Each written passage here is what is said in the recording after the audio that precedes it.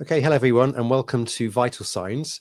This is the Functional Medicine podcast where we talk about all matters functional and integrative medicine. And I've got a very interesting guest with me this evening. His name is Nicholas Alexander. This is somebody that have been working with for many, many years. He's a chartered psychotherapist, and it's very important to bring this into the equation because I work holistically. And I see people with very complex medical problems, but we have to remember there's often a psychological element to that person, their illness, their condition. And it does need some attention. And Nicholas helps me a lot with my patients in helping to really address things holistically by exploring that mind-body connection and seeing how what's going on in somebody's mind is influencing their disease and vice versa. So welcome, Nicholas. Thank you for coming on to the podcast. Thank you. Obviously, many people may not know much about you. Maybe just to give us a little bit of background and about how you got into psychotherapy, because I know you came into it a little bit later on, but just tell us a little about your journey, just to give people a bit of context and background. Well, it takes a really long time to know who you are in life. I think I have clients that come to me the same stages of life, or the majority of them, as you do. I had a career in musical theatre. I was in the Merchant Navy. I've worked in medicine, business with entrepreneurs, or various fields. I think people come to psychotherapy as a career because you can't be better as a therapist than you are a person in real life. And actually, it's very important, whatever you do, to have a life, to experience different walks of life, emotional, psychological models, the way we have to interact with people. It all tests us. Most people are living lives that are not compatible with their nervous system.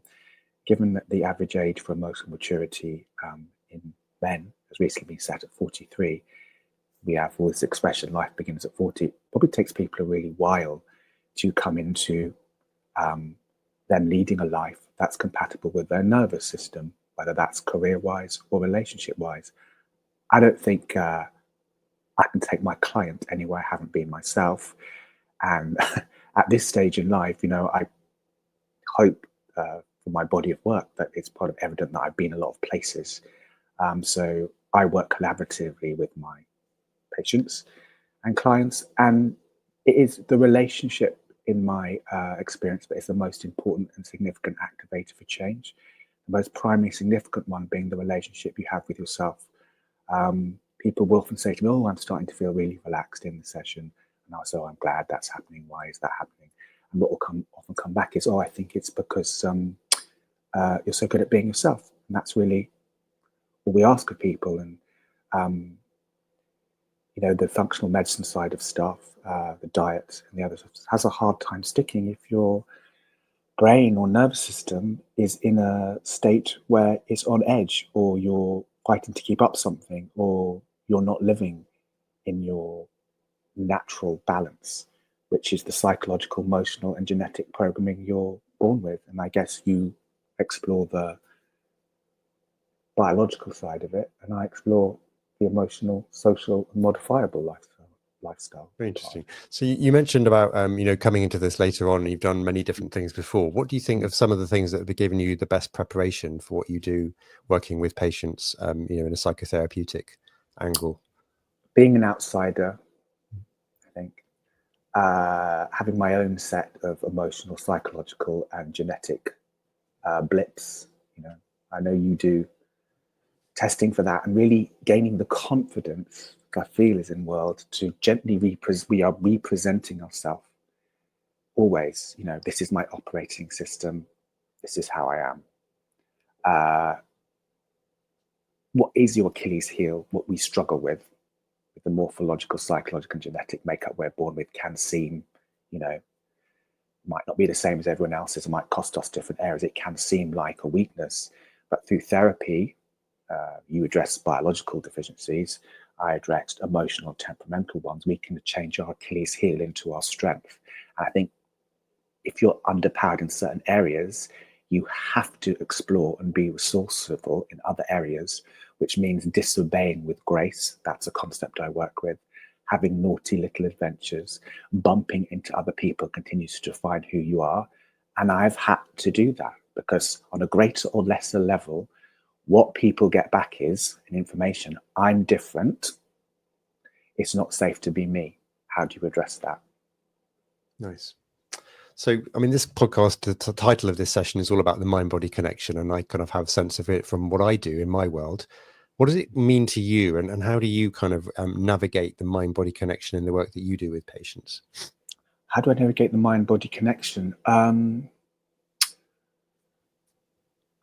First of all, people are very unfocused sometimes in life with their mind and body. There's a lot of conditions of worth. I've talked about the biological, social, and emotional connection, but there's also what separates every spuling, mewling infant on the planet, and that's the circumstances they were born into. So you've got the nature, and you've got the nurture, the cultural thing.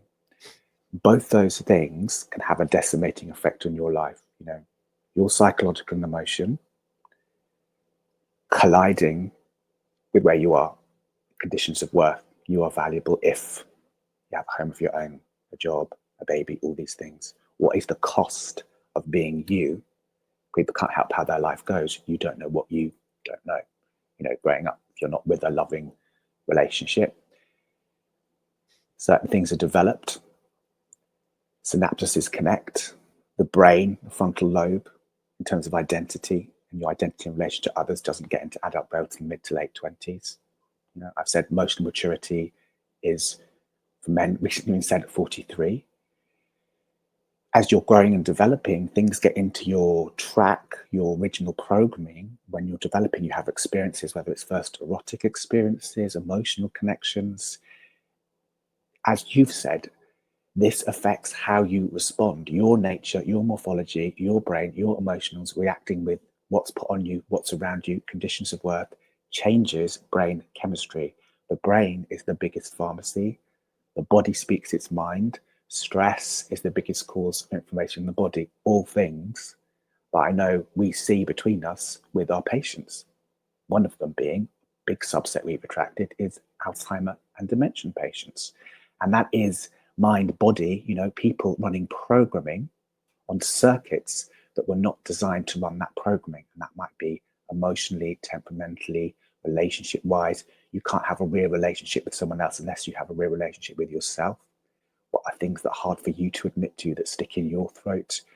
And people, you know, your nervous system relaxes when it is with the presence of someone who is authentic and of good intent. And most people are just really trying to get home, but they are very unfocused on what that original programming, where their body should be, related to their mental and sociological capacities, where that actually is. It's an emotional, mental, navigational landmark that affects how your body responds to stress, responding to everything it is to be human and in the world, because we don't know what we don't know. What defines one relationship is another one. There might be 2 or 3 people in a lifetime that really get you, that make you feel at home, that align your nervous system. Some people might not have yet met them yet, or they haven't had a therapist or an enlightened witness that handles whatever happened to them correctly to give them permission to let go of stuff they've been carrying that is not compatible with their nervous system, which puts them in fight or flight mode all the time, you know?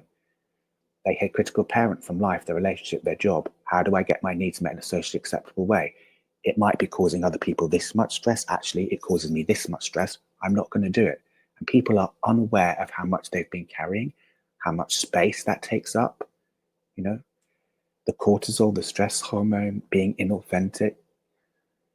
This takes up massive stress in the mind, anxiety, which affects the body.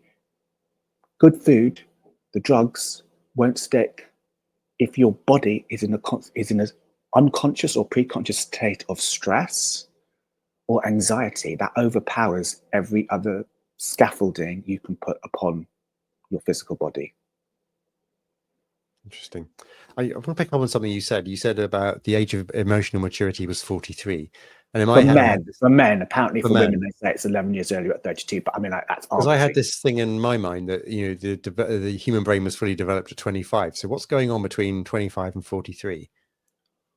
Well, between 25 and 43, 25, the frontal lobe in terms of your identity in relation to others is just getting into adult brain. Might be 25, might be 28. What's going on between those stages is normally late onset adolescence. At 35, very often patients are late onset adolescence.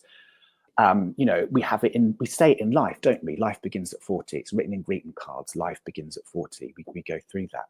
And that reflects what I see in my practice. Most people are only really becoming grounded, hemorrhaging all this economic extraneous stuff, becoming simple, grounded, content. I only really see it happening for people around between the ages of 45 to 55.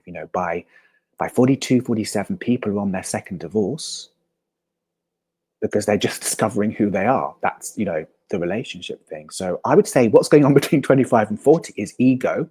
The 20s and 30s are full of ego and stress. I want to get this, I want to do this, I want to climb the corporate ladder. That's what's going on.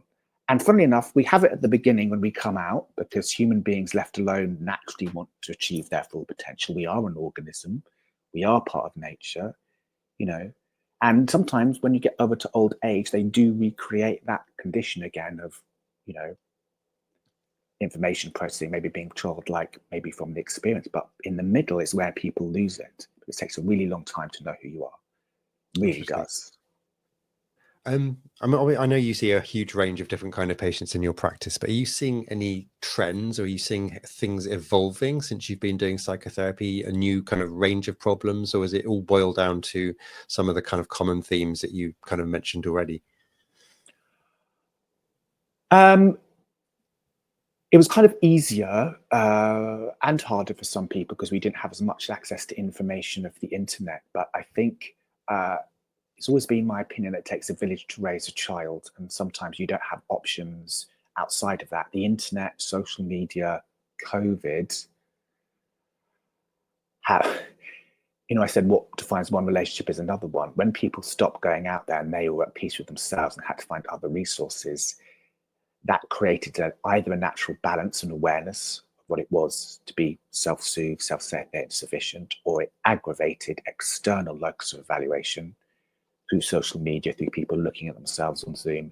And actually what's happened is people have suddenly got a lower toleration threshold in the world now, because they don't have internal locus of evaluation. It is a lot more performative, which has led to identity crises, social media being banned for young people. In Australia, they started to think about not having that under 18 or sometimes under 25 for young people. And mental health has been a huge explosion because there's been an awareness in conscious from COVID and from social media about what am I doing, who am I, where am I, what do I want, how am I going to get it? And this connection that we've got that is supposed to make life easier for people fills up, actually gives people less space in their brain and mind to find their identity. So people are sicker than they were mentally, but there's also an awareness because of the internet that there is a possibility to change or do something about it because you're connected to other communities and subgroups. So it's a bit of a double-edged sword. We are certainly not in the space we were. People are making much more allowances. So it's just more crowded. It's a lot more noisy in terms of what you can be, what you're expected to be in the world. Identity, most of it is related to identity. And there's more choice, there's more connection, but there's more disassociation because there's more conditions and worth and opinions over what people are. So people latch onto things. There's a greater potential to latch onto things, but there's a greater potential to latch onto the wrong things, which lead them further away from being alone with themselves and remember what COVID did, isolated people. And, I think Vincent van Gogh says all man's problems stem from his inability to be in a room and do nothing, and the world shall yield itself to you. People don't know how to do that anymore. They're just plugged in. Interesting. No, I mean, obviously I have a big interest in COVID, and I've seen a lot of patients with long COVID, and I'm still dealing with them 3-4 years down the line. I mean, have we kind of dealt with COVID psychologically, or is there still this aftermath of that kind of whole period of lockdown and all the psychological trauma and everything that it brought to people? Or are you seeing it starting to recover? Well, or is it, no, it's funny. It's funny because in every session I have, even now, just this week, people will normally bring up, and whether it's a significant life event or a divorce or something, they will always say, and during COVID, either this changed the path of my career or a bomb went off in the relationship, or they just got used to something that they never tasted it. For some people, it was very healing. It gave people an opportunity to go, hang on, I've now connected to this. I can't unsee what I've unseen. This relationship with myself has now defined different pathways, ways of being. I can't go back to how I was. So it's created a crisis. It's a bit like when people go on holiday or have Christmas, suddenly they're alone with themselves. And that's when you get a higher divorce rate or change rate or something else, because we are just so busy surviving. We don't get the opportunity to explore new networks, emotional, social connections that make us thrive. And once people have in another way, it's very hard to go back to what they were doing. The biggest activator actually for longevity, health, and well-being is the quality and amount of our social and emotional connections above diet and exercise. And the biggest connection, primary, most significant relationship being the one you have with yourself, and every other relationship is a reflection of that. So I think, again, like I said about social media, it gave people connections and disconnections and just magnified polarizing responses to COVID. Some of it was very good, which made them reject other areas of their life. Some of it was very bad. Either way, it put people in touch with themselves on a major level that they hadn't been in touch with themselves before. And obviously, as it takes such a long time to know ourselves and the world hasn't quite realigned, this is, I'm not even going to say it's beyond years. I say it might go into decade length in terms of processing that information. It's like a rebirth, if you like. You start again, you start learning, I'm connecting to myself. Because all from the beginning, most people end up self-medicating, or either through the relationship pattern, style, or habit, or a lifestyle choice or something. But when they started doing that, part of them stopped growing, is still there when that trauma started. And COVID was a big trauma. So part of them is still left there or opened up, starting again. Interesting. You've mentioned social media a couple of times. You've talked about it being banned in certain countries, but I'm really interested in what you think social media for young people, we realize the effect of on young people is mental health. Suicide being the biggest killer of men between 18 and 60, not heart disease, not lung cancer, but it's, So I'm really interested in what you think the role of social media and digital overload is doing to the psyche of the world, in your experience from the people you've seen and your patients' experiences and interactions with social media. Where do you see social media at the moment?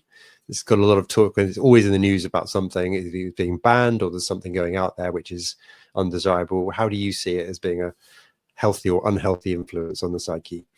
Well, it's a distraction from something you should be looking at, or it's either replacement for something that should be there that's not there. I mean, at a very fundamental level, we're dealing with the whole in the soul. And, if you're in a bad place, the thing is, you're inviting it into your living room, aren't you? You can sit in your bed and open up social media. And it's like opening the door it's like opening your door on the street to a stranger. Anything can walk in. And if people are vulnerable,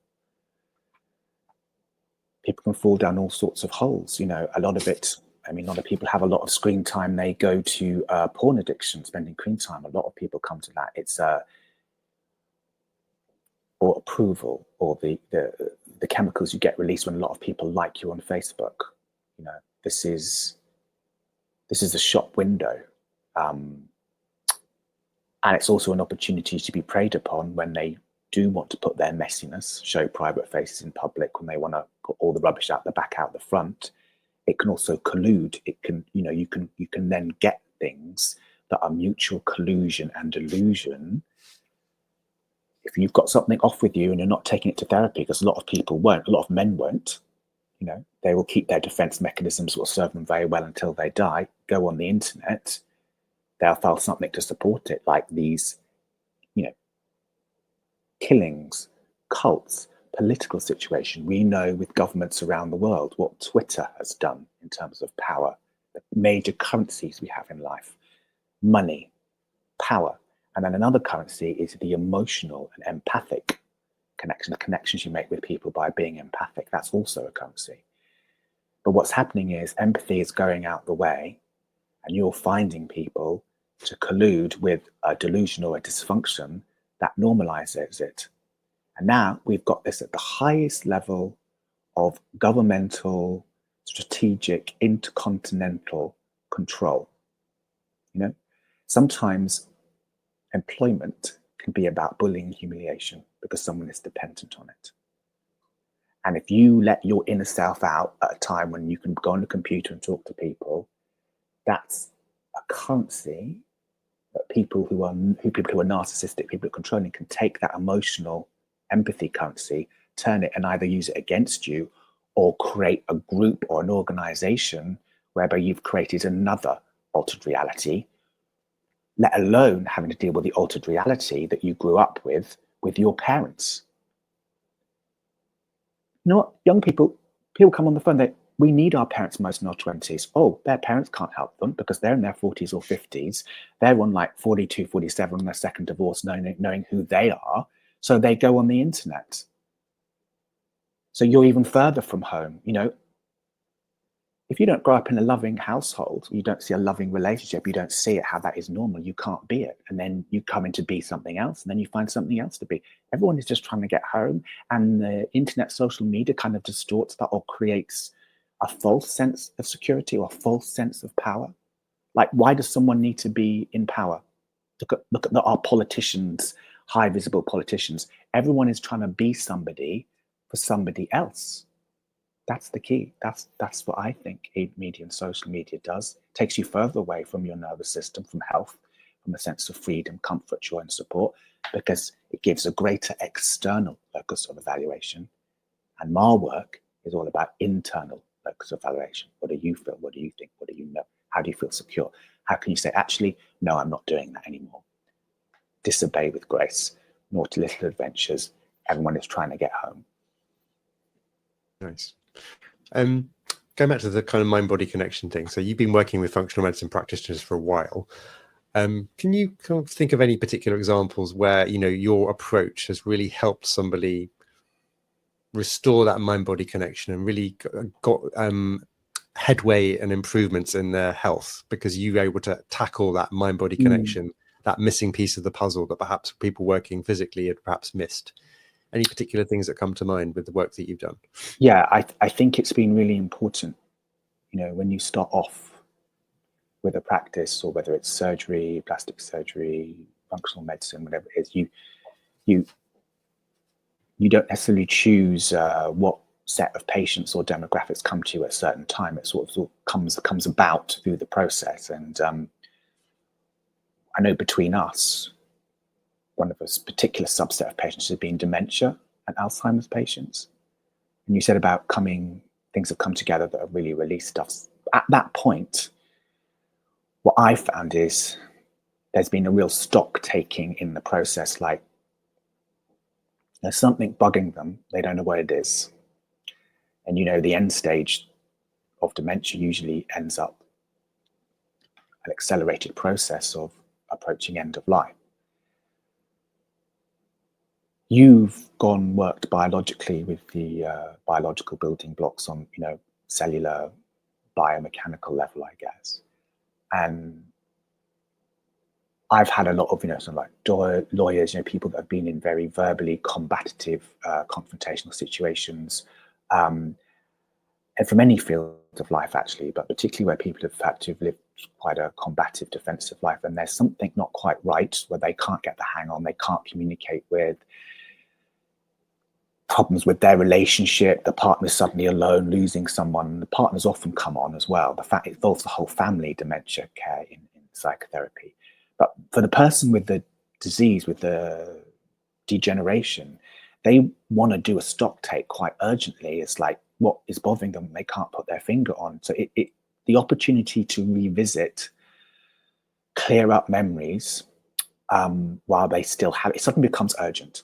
Because at that point, it's like almost too late to do anything about it. And you suddenly get a realization, you know.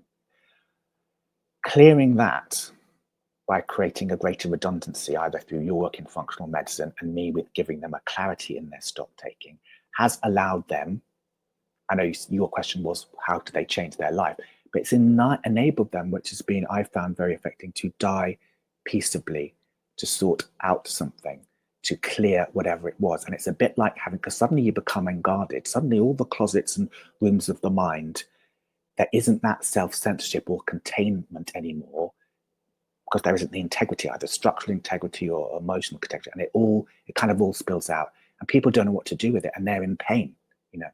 And because there's the unguardedness, clearing that up in psychotherapy, I feel allows people, or we've seen with the families, has allowed a last minute 11th hour stop date to come to peace with things, to die at peace. And I think that has been the most life-changing thing that I've seen in terms of their specific peace of mind, because all we want is the truth. There's peace of mind in that. It can't be any greater or less than it is. It is what it is. And they've been able to find a peace of mind or truth that either was a contributory factor leading up to the dementia. Obviously, there's genetic things at play, and to be able to sort out things with their family so that they die peacefully by letting go. And that really has been a life-improving quality for the very precious last sections of life. You know, people that die in purgatory are people, when they get there, they realize what they've done. It's too late to do anything about it. You know, if you've done everything, you've sorted up in that closing end chapter, you followed your heart, you did what you need to do, you don't let go. If you died tomorrow, you would be at peace. You did what you need to do, you followed your heart. And that, for me, that has been the most life-changing experience of my experience with functional medicine and psychotherapy, not only for the individual involved, but for their family, because, you know, that is identity, a loss of identity, but you really realize how much it affects everyone else. And normally you don't know when you're going to die, but in that point, it's given us the opportunity to clean up and provide clarity to die well.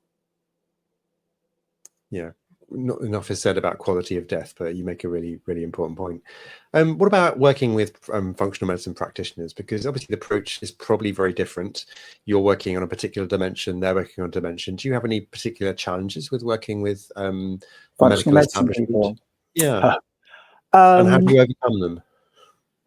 Functional medical establishment.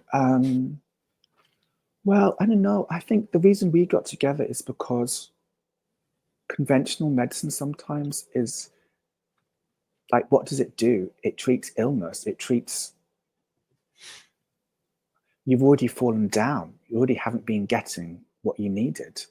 And it gives you crutches, but it doesn't prepare the body or the legs. Because like, if you keep on doing what you've done, you keep on getting what you've always got.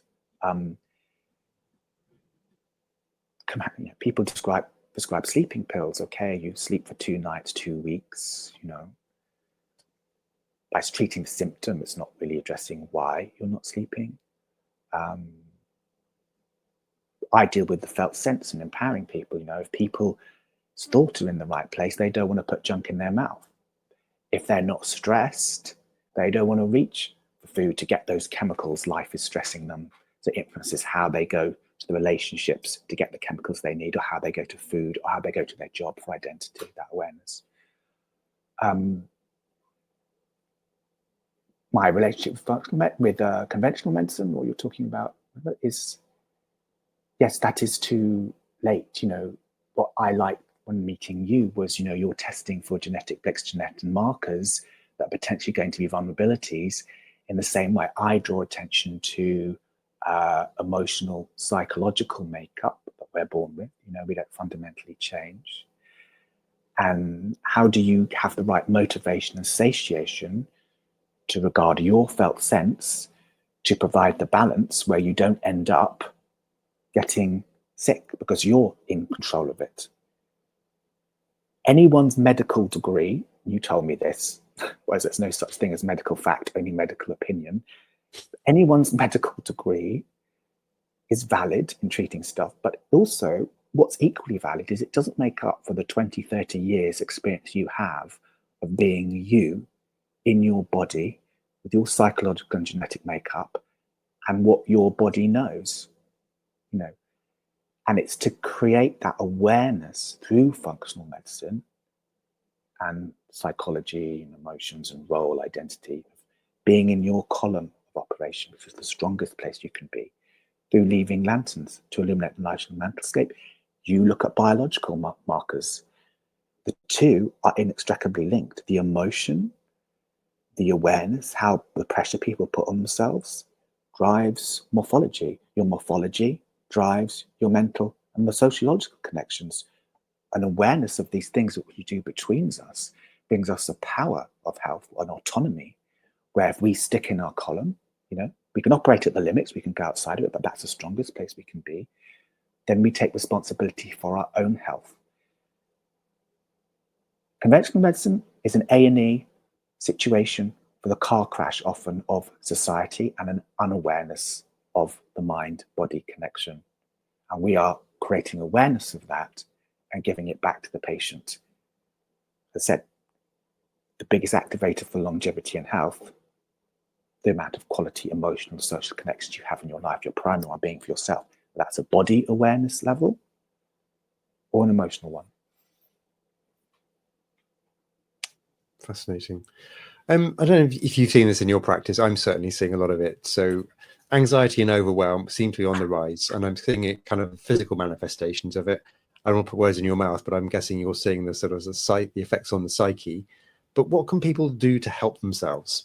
I want to see if we can get some kind of little helpful tips for people out there who are watching, who may be in this sort of space and want to do some self-help. Is there anything that you suggest, recommend, do with your patients that's very effective from anxiety and overwhelm in this very kind of anxiety-provoking world that we're in?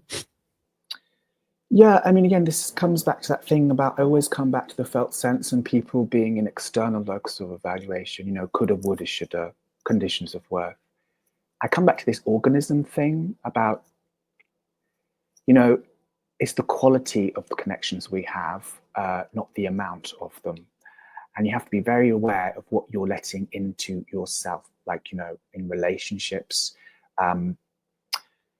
Because it is like opening a door to a street and you're letting all these things sit in with you, Emotion overrides logic. Logic seems the logical thing to do, but sometimes if you haven't got the emotional, the confidence or the well-being or redundancy, you can't carry through the logical thing, that job, that opportunity. This is what overwhelms people, It's not worth doing, it's too stressful. And I know what you work with is, I'm all talking around the felt sense there. You talk about the gut as well, which I believe, the gut is the second brain, 75% of immunity is in the gut. So in terms of helping people with overload, and everyone has a different key. It's really people's own compass, like their own emotional navigational landmarks, as to go where the heals are, the healing places, the healing people, grounding exercises, geographic. If you can't get out of your mind or your body or overwhelmed, physically move. Opening up geographical landscapes can open up emotional ones. Opening up broadening your social and emotional horizons can open up other pathways and way to cope with the overwhelm. It's not that the stress gets any smaller or the pain or whatever the overwhelm is floating, it can obliterate you. It's just that you grow bigger around it so that it seems smaller. So, sometimes the best way to help yourself is to help other people. But overwhelm, stress comes from a narrowing down of your processes and going, I'm not good enough, I can't come, I'm supposed to be doing that. We get into this tunneled vision separation. Whatever you can do, naughty little adventures, I'm always a proponent of that. That might be just staying on the train one stop longer and going for a walk. Disobeying with grace, we explore that to a huge extent, and that means different things to different people. These might sound hokey concepts, but you really have to reclaim space. If all the doors are shut, how can you open the windows? And sometimes you just do things better from having a complete break from something, from doing nothing. The more you concentrate something, people try to grip onto stuff in their life, and it can't be. You can hold it, but you have to hold it gently. And if you're not happy, you won't have a career anyway. You cannot be better in your role than you are person in real life. It's all about seeing the world in terms of energy. If you've got stuff coming out in different areas, you are looking around to plug into. What is it that you are plugging into consciously? Okay. Therapy. Go to therapy and get permission. Try and make the unconscious conscious. And like you can choose to have a diet from negative food. If you go to a buffet, I'm not going to have that food. You can have a diet from negative thoughts. And you can go to places where you're expanded, so your nervous system relaxes, either a distraction from something that you need to be looking at or to replace something that's not there. But you might be wrong. You might get things wrong, but you'll never not be truthful. You've got to own your emotions. I am humiliated. I am feeling, you've got to really be aware of that, not suppress, because anything you suppress pops up at the worst time at the least convenient space. And you might make mistakes, but your intention will never not be good. So if you're connecting to yourself on that level, in an overwhelming, it means you can connect to others in that way, which means you'll always be okay, because you've got to keep this quality of connection. Overwhelm is disconnection from things you naturally need. Widen your empathic envelope. I am humiliated, I'm angry, and now this is coming into the room. I'm wondering what's going on for you. Dialogue with whatever's overwhelming you, as a personal place or job. Dialogue keeps things safe. And, be honest, we've all got things. All have uglies.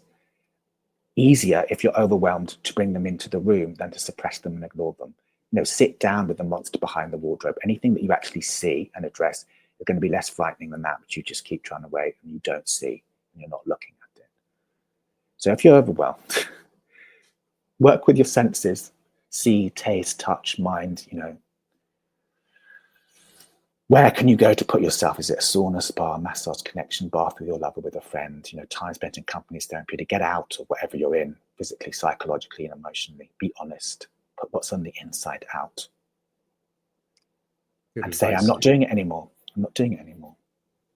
What do you think about nature and spending time outdoors in terms of, helping mental health? Well, I just had this in my last session that someone said about nature. And I said, the thing is, life's very performative. Like, the reason people are calming in nature and it's grounded is because it's completely non-performative. People are just being, dogs and children are very immediate. You're in nature. It gives you a sense. Again, this is a chemical that comes from purpose.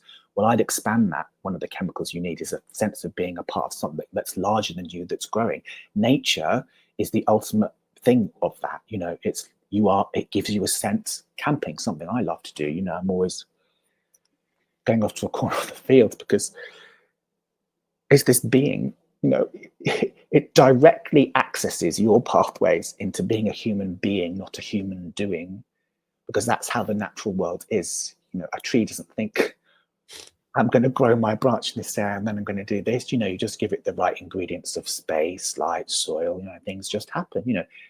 It's like, you were never meant to be like this, overwhelmed and stressed, not who you really are. Given the right conditions, human beings naturally want to achieve their full potential. So, physiologically, biologically, nature is a model for following your blueprint, your original genetic coding. You link to it. Again, that thing, it's like standing in the sun. You know when you're in it, you know when you're not. Most people do know if they go for a walk along the beach, they have negative ions. They have a transference of power from the ocean, from the light, the sunlight. Winter's terrible for everyone because they're going in, they're not being out. But also it's a time when you are constrained to heal, to sleep, to recuperate, to hibernate, closes things down. Nature, there's an ending. When sun goes down, that's it. You've said yourself, we are completely messed up because of the invention of what was it you said, Andrew? The light bulb. The light bulb. Yeah. Because we are organisms. We're organisms. Because you were designed to be asleep when it's dark and up when it's light, and the light bulb changed everything. That's the thing. Yeah. So what do you think the future of mental health looks like as we become better at integrating, functional medicine, physical stuff with psychological approaches? Where do you think we're going? What does it look like for you? Unfortunately, we live in a world that's really, really connected. Social media's changed politics, it's changed world order, it's changed how we exist.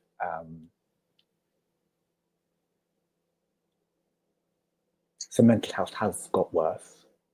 It's worse than it was. The food's got worse since the 40s. All the nutrients have been sucked out the soil. We're getting bigger populace. We're getting more and more intense. We're getting more and more connected in toxic groupthink, collective unconsciousness. Mental health's been a massive growth industry. People have since when did I start training? Well, probably since about 2014. We're in a worse position now than we were 10 years ago. What do you see at the world? That being a macrocosm of the microcosm that we live in, like our tiny, massive stories. The more people plug into this, I see mental health getting potential to get much worse. But it's also, you know, we talk about conditions, it's like an evolutionary process. There are newer and older countries in the world, you know. People are going through this evolutionary process, and we're not very evolved, are we? You know, we've got worse. We look at the world now, it's worse. People having to work harder, there's more threat, economic, this greater load of connection. Emails are supposed to free us up and give us more time, they actually rob time from us. And it's getting more and more mobile. And AI, this generation, the young people that I'm coming up, their challenge is going to be AI. Because they need to decipher what is real, what is a human connection. Getting further away from, how can they decipher that? So we're getting more and more lost. I mean, I don't want to be negative, but it's a reflection of the lack of mental health. And school is all on the wrong curriculum at school. You know, you're not taught about economic well-being. Who are you really? So that you don't get into narcissistic relationships. We've all been in rubbish relationships because we were in the situation or job or that awful situation because we didn't know who we were. You know, you're not taught about what are you, what's your core, what's your relating patterns, because you spend more time with your job than you do with your lover, mother, brother, sister, and everyone else. I think there is on the optimistic side, no, I've done the negative, there is an increasing awareness of mental health. So hopefully that can be brought in to counteract all the bad things, because sometimes it takes something really nasty to happen for people to sit up and take notice. And I think that's what will happen in mental health and the world at large. Thank you. As we're coming to the end and want to end on a kind of a positive note, if you have like any sort of maybe your top 3 tips for mental health self-care that either maybe you do or that you ask your patients to do as part of their kind of homework, or just to kind of really. Okay, I'll say it in the 3 lines. I've talked a lot that's sort of summed on the things, but I would say have a naughty little adventure, something's just for you that works on your senses. Disobey with grace. Sorry, I'm not doing that for someone, what you're going to do. And sometimes the best way to hear help is to help other people. You know, we're all in this together. That, as I've said, the most important social and emotional part that gives you health, freedom, comfort, joy, and support is your quality of connection to others. Go for a walk. Go and have a conversation with that old person in the village in the middle of France, because somewhere out there, there's an animal, a child, a place, a person, a square, a situation, somewhere where you're going to be seen and heard, somewhere that's waiting to have a conversation with you. And to be seen and heard is just very, very therapeutic in itself. Wonderful. What a great note to end on. Nicholas, thank you so much for your time on this podcast. For anybody that will be like to reach out, get in touch, perhaps would like to have a consultation with you, how can people get hold of you? You can Google Nicholas Alexander Psychotherapy Harley Street. You can email me, WhatsApp me. There's contact details, email, and contacts are on the website. Someone will have a conversation with you, or any therapist you go to. It doesn't have to be me. I would say try a number of therapists. I went through 7 when I was training because I didn't feel seen and heard that this was doing for me. And is that thing, and that felt sense. You'll get different people from different sources. Allow yourself to go wherever you need to do to get your closure. But I'm always happy to hear from anyone, either to see myself or signpost them to someone else that I think might be able to help them better than I can. Wonderful. Okay, well, we'll put your bio up on the podcast information. Thank you very much for your time this evening. Really appreciate it. Thank you, Andrew. It's a pleasure to talk to you. I hope I get to work with you soon. Thank you. Thank you. Bye.